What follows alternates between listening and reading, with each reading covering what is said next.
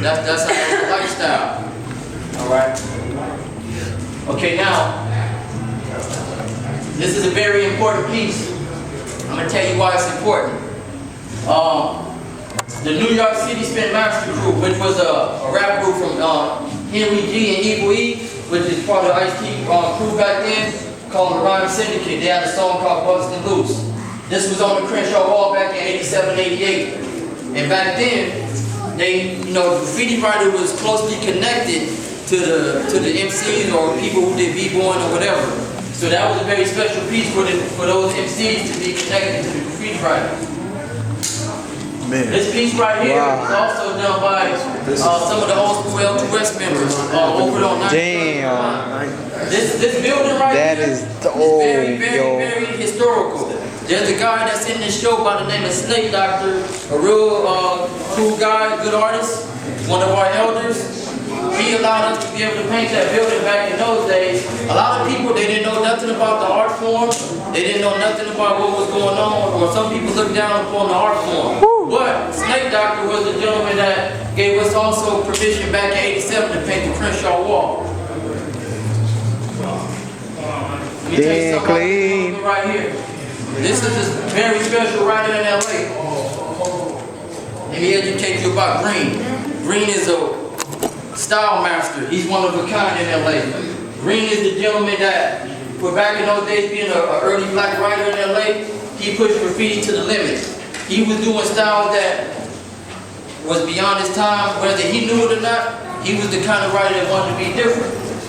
Way before Hex from TGO, way before Slick came along, this guy right here named Green. Green was the one, I mean, if you look at it, it's still basic, but he started to apply shadows in his character. So that just goes to show what was being developed back in 1985. Now, Classic. look at this character, 1987, 88. Let me ask you a question. So that piece that was on the Crenshaw Wall, what year was that? Because this is 19 what? That's 88. This is 88. So when was that piece with KMC?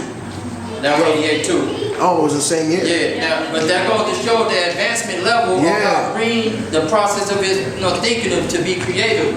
When we saw this on the Crenshaw Wall, for those of you back in those days that seen that, that was powerful. That inspired us in the neighborhood to be like, wow, man, we got to really step it up creatively.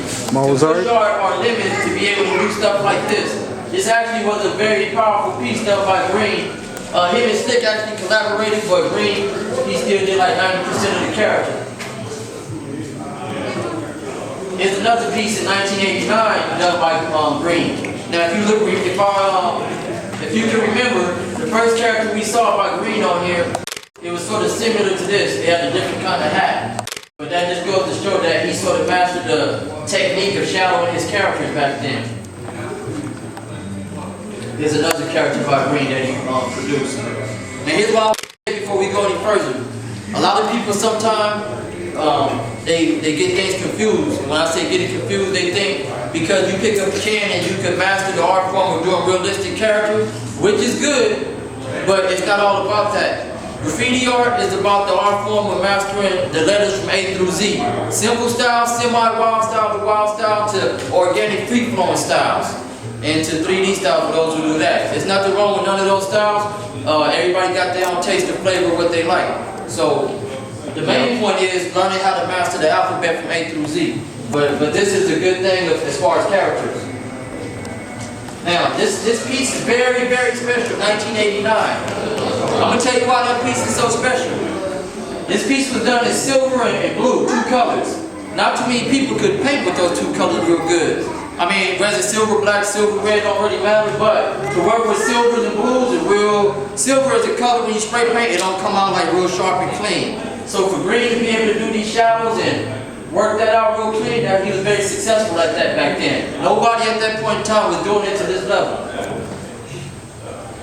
Alright, this gentleman right here, he's part of this show right now. And his name is Quick Draw, aka Mr. Graph 1. If you look at the movie Breaking Part 1, he's the gentleman that did the artwork in the movie Breaking. And he's from a crew, a very historical crew in LA called the Shake City Rockers. Now Shake City is a crew in LA that was the B-boy crews. They had a few MCs. I said B-Boy MC, and he was the graph writer along with somebody else by the name of Craze One.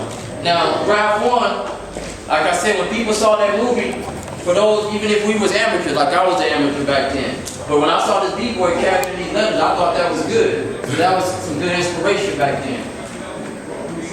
This piece is done by Mark 7 and KMC in 1987. It says Soul. This is at the Jefferson Yard. This piece is done by another writer. His name is Ben.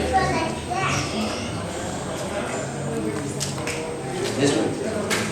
Called Ben. 1992. Wow. That was done in 92. Now this piece says Fiend. Okay, let me tell you something about this writer right here. He was the black writer from a crew called AWR before MSK and Ames. Well, before MSK came along, it was AWR, and they started collaborating with yeah, there you go, AM7. And this guy named Reek, before he became Self One, his nickname was Reek. But he eventually down the line he switched the name to Self One or SE1. Now Self One, he's the one who actually influenced Redden back in that time and period, because Self One switched his style up from this style to a different style. And that's when people like Redden and other people started to look at what he was doing and they flipped their style off of that. Quick question to your right.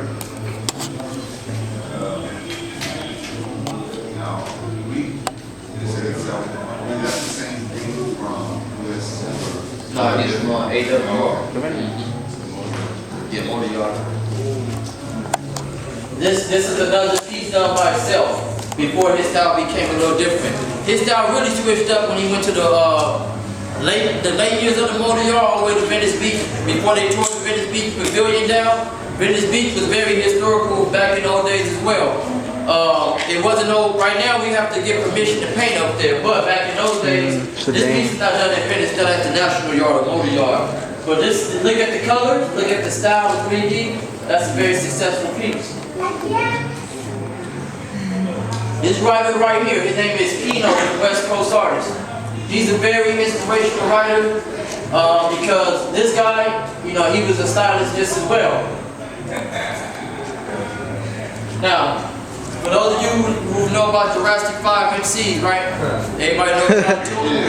Alright, he's an old school graffiti writer too as well. His name is Chicago 1000. So he resided here in LA, but he also got down with the LA graffiti movement back in the old school days. So back then, once again, this is some of his work in his piece book. That's Chicago 1000. That's at the old school Jefferson Yard. That's done by High C. He's one of the Soul Kings with Mark 7. And a few other writers like Made One.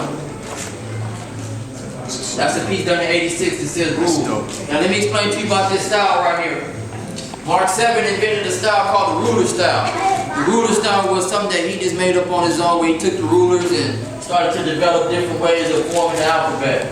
And he was pretty successful at mentoring a lot of people. That was another special thing about Mark 7. Mark 7 took a lot of people under his wing and really molded them and gave them alphabets. Back in the old school days, writers would hand down alphabets to each other and help bring each other up. So it wasn't like, this is mine. Some people was like selfish back then where they didn't want to teach nobody. So you had to really seek out style. And back then we didn't have stores like this that sell a lot of the materials. So we had to go to different stores around the city and get what we needed. But back in those days, before this existed, we're grateful for this spot. But back before this even existed, we used to go right across the street.